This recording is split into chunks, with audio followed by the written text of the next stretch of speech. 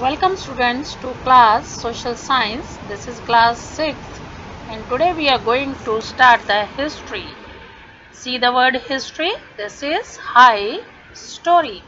See the cursor very carefully students. So today we will discuss the chapter in the form of a new story.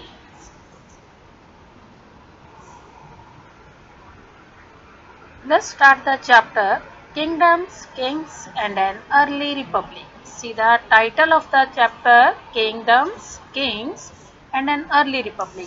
So students, today we will deal with the story of old type of kingdoms. Okay. So let's start the chapter. Here is a little story, small story is given here. The title is Election Day. Here a boy Shankaran who woke up to see his grandparents. They already have gone to cast the vote. Now the question is there, why the parents had gone to cast the vote. So question is, why do we need to choose our ruler? आखिर हमें अपने rulers को choose करने की जरूरत क्यों पड़ती है? So related to this, today's topic we are going to discuss in detail. Let's start the first one. The first topic is how some men became ruler. This is the story of the past. As we know, history deals with the past. तो देखते हैं कि पुराने time में कुछ जो लोग थे, आदमी थे, वो रूलर कैसे बन जाते थे. ओके स्टूडेंट्स, तो इस चैप्टर में हम यही डील करेंगे कि अपने रूलर्स को चूज कैसे करते हैं. For example, nowadays we choose the ruler by voting, but at that time 50 years ago, 50,000 years ago और 300 years ago ये काम कैसे होता था. How did man become the rulers in the past. तो उस टाइम पे कुछ राजाज होते थे. ओके, जो हमने लास्ट चैप्टर्स में पढ़ा है, राजाज होते थे जिनको जन मतलब जनता, पीपल चूज करते थे. तो ये सिस्टम जो था कुछ सालों तक, 2000 साल तक चला. जैसे 5000 years के पहले लोग अपने जनपद, अपने राजा चूज करते थे और 3000 year तक, आज से 3000 years पहले इनमें कुछ चेंजेस आई. वो चेंजेस कौन सी थी, आज हम इस चैप्टर में वो सारी डिस्कस करेंगे. So let's start. The people around 3000 years ago, they choose to their kings. What were the method to choose their kings? This is the answer which I am going to highlight here. This is the answer that people used to choose their kings by having some sacrifices. मतलब जो बड़े कुछ sacrifice करते थे, या कुछ यज्ञ perform करते थे, किसी की बलि वगैरह दे देते थे, उसमें कोई बड़ा यज्ञ करता था, वो राजा बन जाता था. तो I am going to highlight the thing. See here student, whatever I am going to highlight, same thing you are suppose to highlight in your textbook. Okay, it will help you to understand the chapter. Okay, so answer question was why, how the people used to choose their kings. तो सबसे पहला answer है some men they started to perform the sacrifices. कुछ लोगों ने बड़े यज्ञ हवन करने शुरू कर दिए थे. और इसमें क्या होता था, इसकी एक एग्जांपल है द अश्वमेध. अश्व का मतलब होता है हॉर्स, और जो हॉर्स को लेके एक यज्ञ परफॉर्म किया जाता था, बड़ा यज्ञ परफॉर्म किया था. एक ये रिचुअल थी, सेक्रीफाइस था, जिसमें एक हॉर्स को खुला छोड़ देते थे, let it move to anywhere freely, कहीं भी चला जाता था. And wherever the horse moved और wander in the kingdom of other rajas, that raja has to accept his challenge by stopping it. या तो उसको रोक के उसका चैलेंज एक्सेप्ट कर लेता था, या फिर उसको उसके साथ फाइट करनी पड़ती थी अगर वो हॉर्स को जाने देता था. इट मीन्स क्या था कि वो राजा बड़े राजा की गुलामी करने के लिए रेडी है, उसके अंडर रहने के लिए रेडी है. तो अगर कोई राजा यज्ञ परफॉर्म करता तो उसको बड़ा स्ट्रॉन्ग माना जाता था. क्लियर स्टूडेंट्स, ये देखो पहला जो हमारा मेथड है कि राजा बनने का क्या था. पुराने टाइम में लोग सेक्रीफाइस या यज्ञ परफॉर्म करते थे. इसकी एक एग्जांपल है अश्वमेध यज्ञ. अश्वमेध में एक हॉर्स को छोड़ा जाता था, जिसके अकॉर्डिंग जिस राज्य में हॉर्स जाता था, या तो उस राजा के राज्य के किंग को इधर ही has to fight with that और लेट इट गो, या तो उसको जाने देते थे और उसकी बड़े राजा की जो यज्ञ परफॉर्म कर रहे हैं उसकी गुलामी एक्सेप्ट कर लेते थे. तो फर्स्ट तो ये हो गया मेथड. दूसरा राजा देखते हैं कि जो बड़ा राजा है, सेंट्रल फिगर होता था. जो इन रिचुअल में जो राजा होता है, जो परफॉर्म करता है, यज्ञ परफॉर्म करता है, वो मेन उसका हीरो होता है, सेंट्रल फिगर. ठीक है। जो बाकी राजा है, जो उसकी थ्रोन में उसके लिए एक बड़ी सीट बनाई जाती है, थ्रोन मतलब होता है उसकी जैसे सिंहासन, राजगद्दी जिसको बोलते हैं, ठीक है। तो वो या उसके ऊपर एक टाइगर स्किन, मतलब उसको पावरफुल शो करने के लिए उसके ऊपर ये सारी उसकी एक बड़ी सीट, सिंहासन, और इसका एक चैरिटियर, उसका एक जो रथ को चलाने वाला था वो होता है उसका साथी, सारथी बनता है।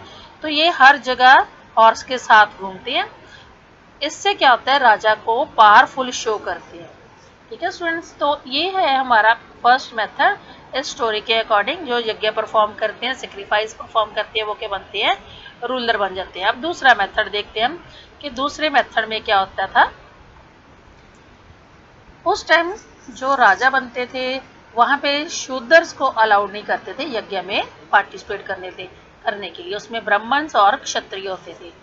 अब इस बुक में आपके पास एक छोटा सा ये बॉक्स गिवन है। इस बॉक्स में एक इंफॉर्मेशन है अबाउट द वर्नास। ओल्ड टाइम में स्टूडेंट्स हमारे पास वर्नास होते थे, कई बुक्स में हमने पढ़ा होगा कि जैसे हमारे पुराने टाइम पीरियड में 4 वर्नास थे, ब्राह्मण, क्षत्रिय, शूद्र और वैश्य। जो वैदिक पीरियड था, जब बुक्स लिखी गई वैदिक पीरियड, और उस वैदिक पीरियड के जो हम फॉलो करते हैं, उनके जो वैदिक पीरियड में वेदास लिखे गए उसको बाद में उनको इंटरप्रेट किया गया, एक्सप्लेन किया गया, तो वो लेटर वैदिक पीरियड बना। उसमें जो भी रिचुअल परफॉर्म करते थे उसमें प्रीस्ट सबसे मेन होता था, प्रीस्ट ही परफॉर्म करते थे। हाँ, उसके अलावा जो छोटे लोग थे सेकंड कैटेगरी में आते थे ब्राह्मण के बाद, क्षत्रिय थे जो पावरफुल पीपल हैं, स्ट्रॉन्ग पीपल हैं, those participate in the armies, आर्मीज को सर्व करते थे, स्पॉइज बनते थे, सिपाही बनते थे, तो वो हो गए क्षत्रिय। तीसरे में हो गया शूद्रस, मतलब जो ट्रेडिंग का काम करते हैं, ट्रेडर्स हैं, फार्मर्स हैं, ठीक है। इसके बाद आते हैं हमारे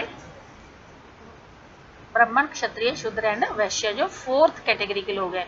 जो वैश्यज हैं they are suppose to serve the other 3 varnas, जो ऊपर के 3 वर्ण है ब्राह्मण, क्षत्रिय, और इनको ये सिर्फ सर्विस करते थे, इनकी सेवा करते थे। और जो लो कैटेगरी के वर्क है जैसे स्वीपिंग करनी है, ठीक है, उनके लिए वाटर लेके आना है, या फिर उनके लिए उनके घरों के काम करने हैं। बट ये थोड़ी देर तक इन शूद्र से काम करवाया गया। लेटर ऑन हमारी जो सोसाइटी थी उसमें कुछ फ्लेक्सिबिलिटी, चेंजेस ऐसी आने लगी कि लेटर ऑन ये सारा सिस्टम एक रिजिड सिस्टम बन गया। तो उसके अकॉर्डिंग क्या था, हमारे जो 4 वर्नर्स में जो पीपल का काम था वो थोड़ा थोड़ा रिजिड होने लग गया। जैसे ब्राह्मण का बेटा सिर्फ ब्राह्मण ही बनेगा, वो वेद ही पढ़ेगा या फिर लोगों को स्पिरिचुअल नॉलेज देगा। क्षत्रिय का बेटा क्षत्रिय ही बनेगा, शूद्र का बेटा शूद्र ही बनेगा। इट मीन्स यहाँ पे रिजिडिटी आ गई। तो ये थे हमारे वर्ना सिस्टम। किंगडम्स, जो किंग्स थे, बड़े किंगडम्स में, राजधानियों में बड़े राजा थे, उन राजाओं के पास एक क्षत्रिय वर्ग था जो उनकी आर्मी को सर्व करता था। एक था उनके पास जो ट्रेडर्स थे, शॉपकीपर्स थे, फार्मर्स थे, और लेटर ऑन जो सबसे लोअर लेवल पे आ जाते थे वो शूद्रस, जो उनके लिए वर्क परफॉर्म करते थे। लेकिन जब rigidity I, students note this thing, जब हमारी society became very rigid regarding these varna system, then shudras were also known as untouchables. I am going to mark the line untouchables. इनको untouchable माना गया, इनकी सर्विसेज लेते थे, बल इनसे दूर रहते थे, क्योंकि ये लो कैटेगरी के काम करते थे। तो वो लोग मानते थे कि इनको छूने से वो अपवित्र हो जाएंगे। ओके, तो ये शूद्रस को अनटचेबल माना गया, और जो बहुत रिजिड प्रैक्टिस होगी हमारी सोसाइटी में, और स्पेशली नॉर्थ ईस्ट स्टेट्स में ऐसी बन गई थी। इनको कई इकोनॉमिकली जो था बहुत डाउन कर दिया गया। तो देखते हैं कि हमारे जो पुराने ओल्ड जनपद थे वो क्या थे। जनपद का मीनिंग देखते हैं पहले तो, ठीक है। जन मतलब होता है पीपल, तो पद होते हैं जहाँ पे वो उनके मतलब पैर, यहाँ पे वो लोग रहने लग जाते हैं। Wherever the people use to step, तो वो बन जाते हैं जनपद, जहाँ एक एरिया में लोग रहते हैं, जनपद। तो अब देखते हैं स्टूडेंट्स जनपद कौन कौन से थे हमारे कंट्री में, जनपद क्या क्या करते थे, ये क्या परफॉर्म करते थे, इसको हम थोड़ा डिटेल में पढ़ते हैं। जो राजा बड़े सेक्रीफाइस करते थे, ठीक है, वो अपने छोटे राजाओं के सबसे ऊपर के महाराजा बन जाते थे, उनको बोलते थे राजाज ऑफ जनपद। तो जो छोटे राजा थे वो जनता के राजा थे, जो जनपद थे वो सबसे ऊपर जन और उनके राजा, फिर उनके भी ऊपर उनके महाराजा। तो वर्ड को लिटरली हम जे लिटरल मीनिंग इसका गिवन है, just see the literal meaning the word. आपको students you have to learn this for the 1 mark question. What you mean by janapada? Janapada literally means the land where the jan set its foot, मतलब जहाँ पे वो आके बसते थे, and settle down, जहाँ पे वो आके बसते थे, रहने लग जाते थे, वो क्या बन गया था उनका जनपद। उनके राजा होते थे, एक उनका जो लोकल रूलर हो गया, एक उनके ऊपर जो सेक्रीफाइस करके अश्वमेधा यज्ञ करके बड़ा बन जाता था, वो उनका जनपद हो गया, महाराजा। तो आर्कियोलॉजिस्ट जो हमारे हिस्ट्री के आर्कियोलॉजिस्ट हैं, those who are having the knowledge to find the old things and on the basis of old things they are having some explanation. वो प्रूफ्स के बेस पे हमें कुछ फैक्ट्स बताते हैं। आर्कियोलॉजिस्ट ने एक खुदाई में ये बहुत सारी चीज़ें और उसके प्रूफ लिए हैं। फॉर एग्जाम्पल जनपदास जो थे, पुराना किला इन दिल्ली, यहाँ के जनपदास की कुछ प्रूफ हमें मिले हैं। तो आपको एग्जाम्पल आ सकती है कि कहाँ कहाँ आए हैं ये प्रूफ। तो हमारे पास है ये एग्जाम्पल्स, तो आप इन एग्जाम्पल को लिख सकते हो कि हमें कहाँ से आर्कियोलॉजिस्ट ने कुछ प्रूफ्स दिए हैं, कौन सी चीज़ें एग्जिबिटेड, मतलब जो खुदाई के दौरान उन्होंने एक्सट्रैक्ट की है, निकाली है। तो ये जनपदास के प्रूफ मिले हैं, Purana Qila in Delhi, Hastinapur near Meerut, and Atranji Khera near the Etah, ये दोनों उत्तर प्रदेश में, यूपी में है। तो इनके प्रूफ्स मिले हैं कि लोग वहाँ पे जनपदास के टाइम पे कैसे रहते थे, उनकी हिस्ट्री क्या बताते हैं। They found that people lived in the huts and kept cattle as their animals. तो लोग छोटी छोटी झोंपड़ी में रहते थे और उनके पास गुजारे के लिए उनके कैटल्स, जो भेड़ बकरियां, काऊ बफेलो, और उनके पास कुछ क्रॉप्स फार्मिंग करते थे। जैसे कौन सी मेजर फार्मिंग थी उस टाइम के जनपदास की? Rice, wheat, barley, pulses, sugar cane, sesame and mustard. Mustard mean जो सरसों है। तो ये आपका इंपॉर्टेंट क्वेश्चन हो गया students. What do you mean by janapadas? Give examples of some janapadas and give feature of their lifestyle. तो लाइफस्टाइल में आप दोगे, they used to live in the huts and they kept the cattles, animals, and they grew the variety of crops like rice, wheat, barley, pulses, sugarcane. तो student ये आपका हो गया answer. I am going to mark this, going to highlight this. So students watch the video very carefully. Whatever the highlighting things are there, you are suggested to same thing you have to highlight in your books and try to write the answers. तो ये हो गया आपका answer. Then देखते हैं next page में हम क्या इसके बारे में देख रहे हैं चैप्टर में। जनपदास के बाद हमारा जो नेक्स्ट है दैट इज महाजनपदास। ओके, तो जनपदास के कुछ और भी फीचर्स हैं, जैसे उनकी पॉटरीज हैं, वहाँ जो साइड से उन्होंने ली है, पेंटेड पॉटरीज है, ग्रे वेयर्स हैं ग्रे कलर के, तो उनमें यूजली वो पेंट करके रखते थे, उनमें कुछ अपने जो डेली यूज़ की चीज़ें उनको रख सकते थे। ओके, तो ये सारी ओल्ड टाइप की हमें जो प्रूफ्स मिले हैं that is given by the archaeologist. अब देखते हैं जनपदा के बाद महाजनपदा। अब जो जनपद थे उनके ऊपर भी बड़े राजा आए, और ये किस टाइम की बात है? About 2500 years ago. तो पहले पोर्शन में आपने स्टूडेंट्स जो पढ़ा, मैं उसकी समरी दे रही हूँ। जनपदास के जो राजा थे वो कैसे बनते थे? By performing yajnas, by performing sacrifices. Okay, तो सेकंड हम देखते हैं कि राजा कैसे बनते थे। अब 2500 ईयर्स पहले की बात करते हैं, हिस्ट्री की पुरानी story. Janapadas now they became more important than others.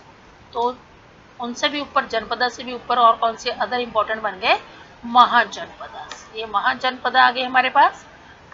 तो इन महाजनपदास के बारे में हम कुछ एग्जाम्पल्स पढ़ेंगे, इनके फीचर्स पढ़ेंगे। जो मोस्ट ऑफ द जनपदास थे, बड़ी सिटीज, उनकी कैपिटल सिटी होती थी। जैसे पूरा राज्य हो गया, उसमें एक खास नगर होता था, उसको वो अपनी कैपिटल सिटी बनाते थे। और वो वाली कैपिटल सिटी वो क्या थी? फोर्टिफाइड। फोर्टिफाइड होता है, फोर्ट्स होते हैं किले, फोर्टिफाइड होता है the cities having a wall of BRICS for its protection.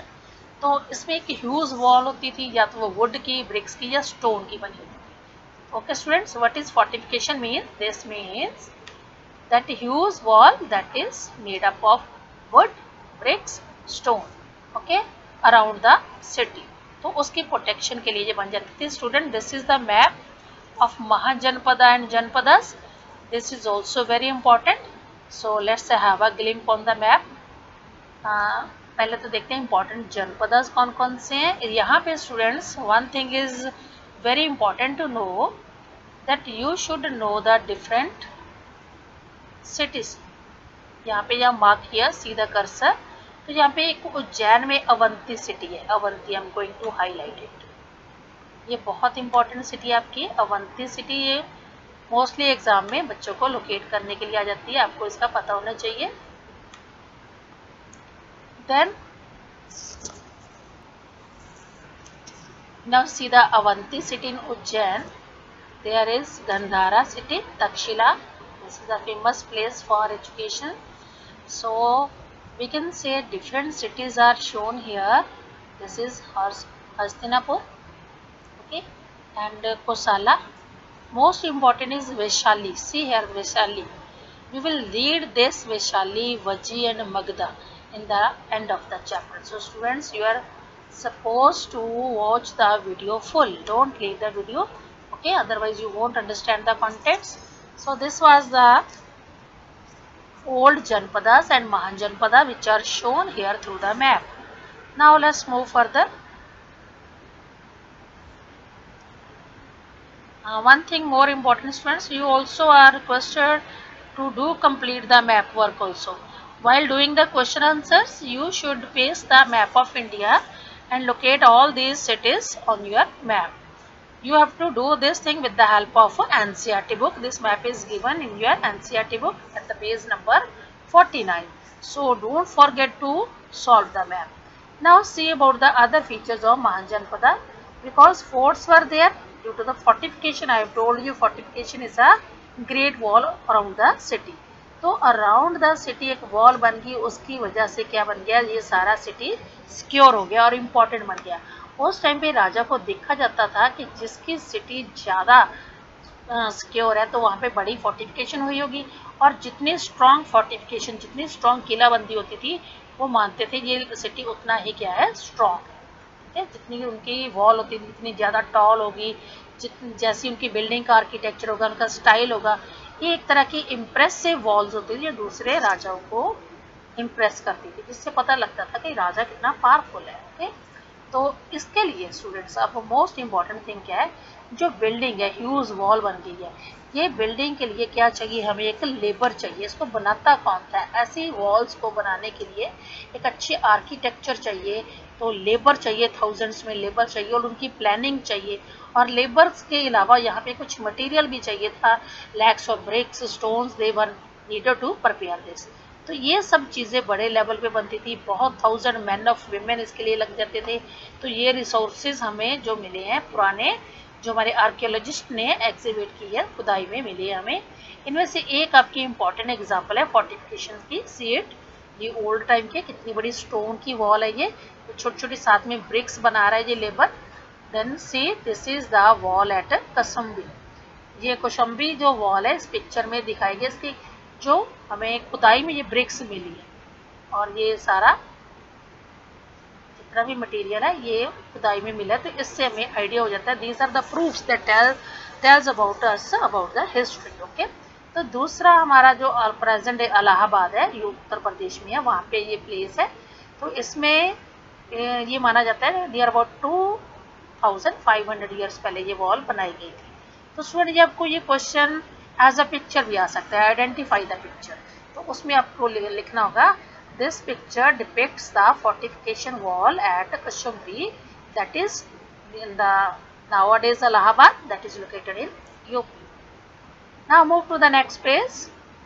Side by side you also mark this very important thing on the NCERT book. Students, this is very important thing to note down, otherwise during the exam it will be very difficult for you to learn the question answers. So I suggest you to listen the video very carefully. If once you don't understand, don't worry about that, then you can repeatedly listen the videos and watch the videos now let's move to other page.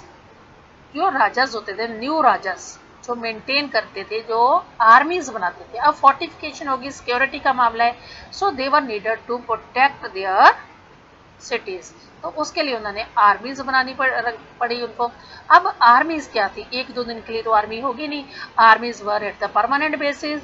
So now the armies, the soldier were paid regular salaries. This is very very important feature of Mahajanapada. Mahajanapada का पहला feature आपने क्या पढ़ा, there was one capital city, second the capital city was fortified, third one is soldier were paid regular salaries. Clear. और ये soldier क्यों रखे गए थे, to maintain the armies. Okay, और ये आर्मीज पूरा साल मेंटेन करते थे, किंग उनको प्रॉपर ध्यान देता था, क्योंकि ये आर्मीज एक ऐसा सोर्स था जो उनकी टेरिटरीज को, उनकी कंट्री को, उनकी जो सिटी कैपिटल थी उसको प्रोटेक्ट करती थी। नाउ अ डे स्टूडेंट्स, जैसे पहले एक हमने फीचर पढ़ा कि राजा कैसे बनते थे, बाय परफॉर्मिंग यज्ञ, बाय परफॉर्मिंग सेक्रीफाइस। दूसरा हमने इसमें देखा महाजनपदा में, राजा बनने के लिए they use to maintain the army and they use to attack on the poor और the lower kings, okay, those who are less stronger than them. तो उसके लिए अब दूसरा सिस्टम क्या बना, बाय इन्वेडिंग और by attacking with the help of army. तो कुछ पेमेंट्स इनको जो देते थे डेली बेसिस पे, इनको रेगुलर सैलरीज देते थे, तो उनको सैलरी देते थे मार्क्ड कॉइन्स की, जो 5 मार्क कॉइन है उनके ऊपर कुछ उनका अपनी जो कैपिटल सिटी थी उनका निशान बना होता था। ये आपको आगे पिक्चर में दिखाएंगे, इनके निशान बने होते थे, ऐसे कॉइन्स देते थे। आप 84 पेज पे देख सकते हैं, जो कॉइन्स की पिक्चर बनी होगी। तो जो ये कॉइन्स हैं, अगर आपको ये क्वेश्चन आ जाता है what the picture depicts, how do you know about the picture, तो these are the coins, 5 marked coins, जिनके ऊपर मार्क होता था, पंच किया होता था, कई बार उनके ऊपर होल छोटा सा बना देते थे, पंच कर देते थे, या उनके ऊपर दबा देते थे, एक स्टैंप लगा देते थे। वो 5 मार्क कॉइन थे जो सैलरी के रूप में आर्मीज को देते थे। Now students see the taxes. Next हमारा टॉपिक है टैक्सेस। उस टाइम में जो राजा थे, महाजनपदा थे, ठीक है, वो अपनी आर्मी को, अपने किंग्स को, उनको मेंटेन करने के लिए उनके पास इनकम सोर्स क्या था, so there was the source of income that is in the form of taxes.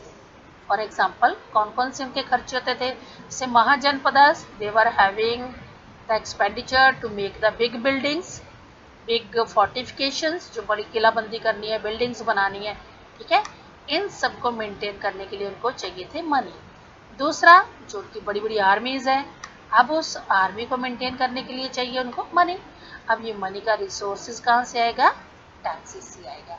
इसके अलावा, टैक्सेस के अलावा, they use to collect the taxes, official tax collect करते थे राजा के ऑर्डर से। दूसरा था, जो छोटे छोटे आसपास के जनपद से, उनके अंडर जो राजाज हैं, वो उनके लिए क्या लेके आते थे, गिफ्ट्स लेके आते थे। ओकेजनली कोई खास मौका आ गया तो occasionally they use to give the precious gifts. Okay, तो ये सारा जो मटेरियल था, इनके लिए खर्चा पूरा करने के लिए उन्होंने कई बार रेगुलर टैक्सेस भी लगा दी थी। एक बात स्टूडेंट और है, देखेंगे हम रेगुलर टैक्सेस और पहले पुराने टाइम में टैक्सेस थी। जैसे पहले टाइम में, इससे पहले जो 5000 ईयर पहले ओनली जनपदास थे, they use to collect the taxes just to maintain some big performances. जैसे कोई बड़ा यज्ञ करना है, अचानक से कुछ जरूरत पड़ गई, ऑन द occasionally ये collect the taxes. But now in Mahajanpadas, in after the time period of Janpadas, then they used to collect the regular taxes, मतलब हर मंथ या हर साल टैक्स लेना ही लेना है। तो ये टैक्स कैसे होते थे, जो टैक्स देता था किस फॉर्म में टैक्स देता था, तो मोस्टली उस टाइम पे पीपल क्या थे, दे वर इंडल्ज इन एग्रीकल्चर। तो जहाँ टैक्स किसके ऊपर लगता था, क्रॉप्स के, सबसे इंपॉर्टेंट था क्रॉप्स के ऊपर टैक्स। ओके, तो इनमें कौन आ जाता था, फार्मर आ जाते थे। फार्मर अपनी क्रॉप का कितना टैक्स देते थे, एक टैक्स फिक्स कर दिया गया था, that is 1/6 of what is produce.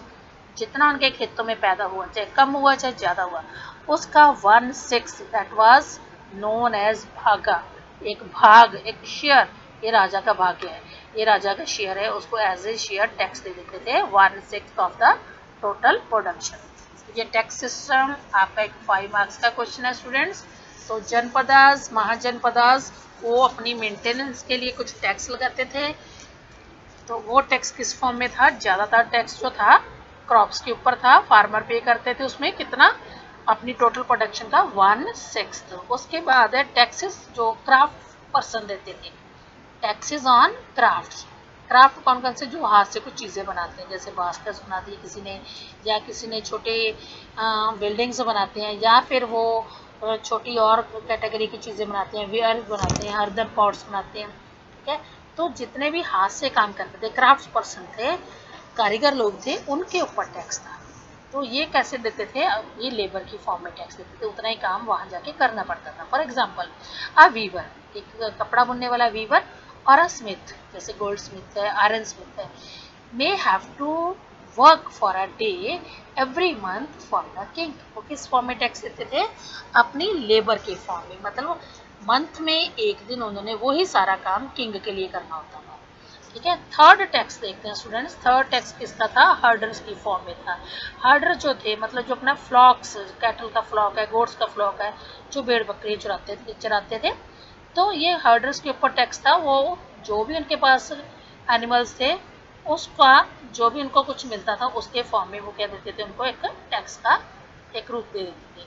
तो दीज वर द टैक्सेस। उसके बाद जितनी भी उनको गुड्स मिलती थी, जो गैदर करते थे, एनिमल प्रोडक्ट्स हैं, अगर किसी के पास कैटल्स हैं, काउज हैं, उसके ऊपर एनिमल प्रोडक्ट, जो भी मिल्क, घी, जो भी प्रोडक्ट बनी, उसका कुछ शेयर वो राजा को भेंट कर देते थे। That was in the form of arm product. Then there were also taxes on goods that were brought and sold through trade. जो ट्रेडर थे वो भी टैक्स देते थे। कैसे? जितना उन्होंने बेचा या जितना उन्होंने परचेज किया उसका एक शेयर वो राजा को दे देते थे। तो ये भी क्या था? एक टैक्स की फॉर्म होगी। नेक्स्ट है जो हंटर गैदरर्स हैं, वो जितना कुछ कलेक्ट करते थे उसका एक शेयर राजा को एज अ टैक्स पे कर देते थे। So this was the taxation system. ये आपके 5 पॉइंट्स है students. Same 5 points you have to learn, as well as in the form of question you have to write it on the notebook also. ये बहुत important था। तो अब हमारा अगला टॉपिक है चेंजेस इन एग्रीकल्चर। उस टाइम की एग्रीकल्चर में कुछ चेंजेस आई। कौन सी चेंजेस आई? 2 बड़ी चेंजेस आई। There were major 2 changes in the agriculture. उस टाइम के जनपद और महाजनपद, जिस पीरियड के बारे में हम पढ़ रहे हैं, तो वहाँ पे सबसे पहली चीज क्या है?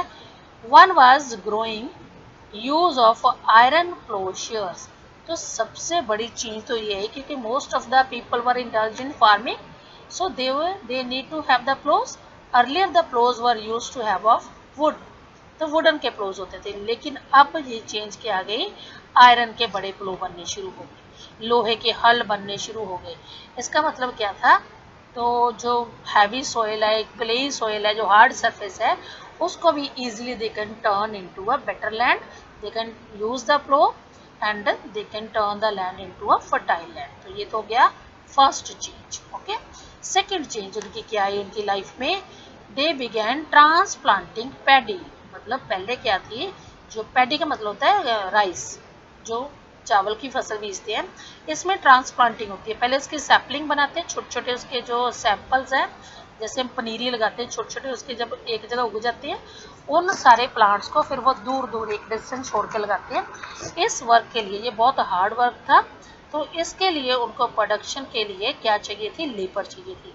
इसमें कौन कौन काम करता था? Generally slaves, man and women, जो दास दासीज होते थे शूद्र वर्ण के, वो काम करते थे। एंड द लैंडलेस एग्रीकल्चर, जिनके पास अपनी ज़मीन नहीं थी लेकिन वो बाय प्रोफेशन क्या थे? फार्मर्स थे। अपनी ज़मीन ना होने की वजह से वो दूसरी की ज़मीन पे एज अ वर्कर वर्क करते थे। तो पैडी के लिए जो सेकंड चेंज आई पैडी में, ट्रांसप्लांटिंग पैडी, उसके लिए हेल्प कौन करता था? स्लेव मैन और वीमेन, जिसको लोकल लैंग्वेज में दास और दासीज बोलते थे। इसके अलावा लैंडलेस एग्रीकल्चरल लेबर, ठीक है, जिनको क्या बोलते थे? कमकारास। ये वर्ड मैंने लिखा हुआ है यहाँ पे, कामाकारास। तो ये सारा वर्क वो करते थे। आपको ये 1 मार्क्स क्वेश्चन आ सकता है। Name the person who used to help in transplanting the paddy. Answer क्या लिखोगे? तो those who listen the chapter very carefully, they will answer me in the comment box कि पैडी के लिए उनके लिए जो असिस्ट करते थे, उनको हेल्प करते थे, कौन कौन थे? स्लेव, मैन, विमेन, दास दासीज। लैंडलेस एग्रीकल्चरल, जिनको क्या बोलते थे, कमकारास। ओके स्टूडेंट्स, तो बाकी नेक्स्ट टॉपिक में हम करते हैं, बाकी नेक्स्ट वीडियो में हम पढ़ेंगे। So stay connected and stay safe, fit and